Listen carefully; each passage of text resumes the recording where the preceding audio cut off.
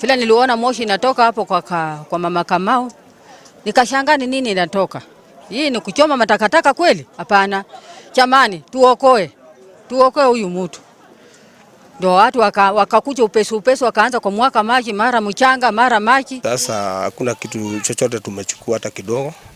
Hii boma yote imechomeka kila kitu. Sasa nikitaka kusema tu mtusaidie. Tuko venye tuko.